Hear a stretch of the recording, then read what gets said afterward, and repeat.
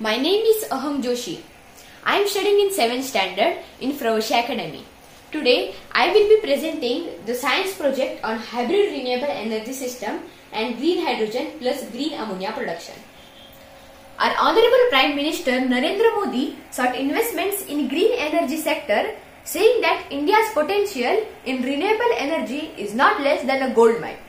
Also, for decarbonizing India, our Prime Minister said that India is working on a mission mode on green hydrogen, which aims to transform India into a global hub for use, export and production of green hydrogen.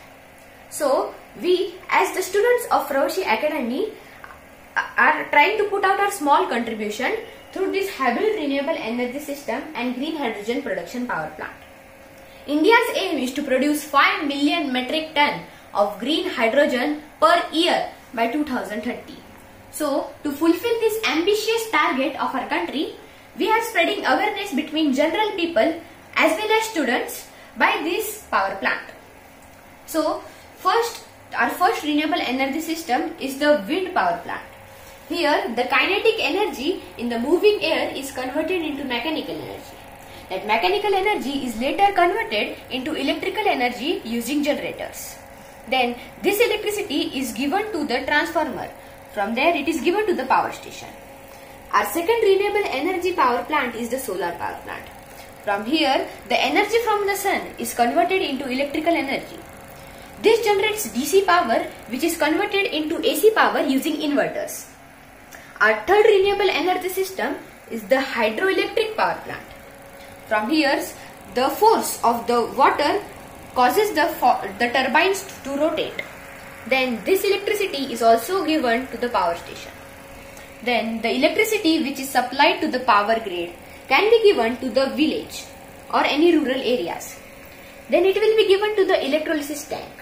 In the electrolysis tank, electrolysis of water will take place. Here, hydrogen and oxygen gas will be separated. Hydrogen will be obtained at the cathode and oxygen will be obtained at the anode. Then green hydrogen will be supplied to the hydrogen tanks. It can be compressed here in a liquid or gaseous form. From here, it will be given to the hydrogen station. Then we can charge agro vehicles which will be beneficial for the farmers. If there is an excess amount of green hydrogen, we can use it to produce green ammonia by Haber-Bosch process. Here, green hydrogen and atmospheric nitrogen are combined and we form green ammonia. Green ammonia can be used as a fertilizer in the farms, which will be beneficial for the farmers. So, the conclusion of our project is, as a need for clean and sustainable energy, green hydrogen and green ammonia can be used as a fuel in the automobile as well as industrial sector. Thank you. Very good.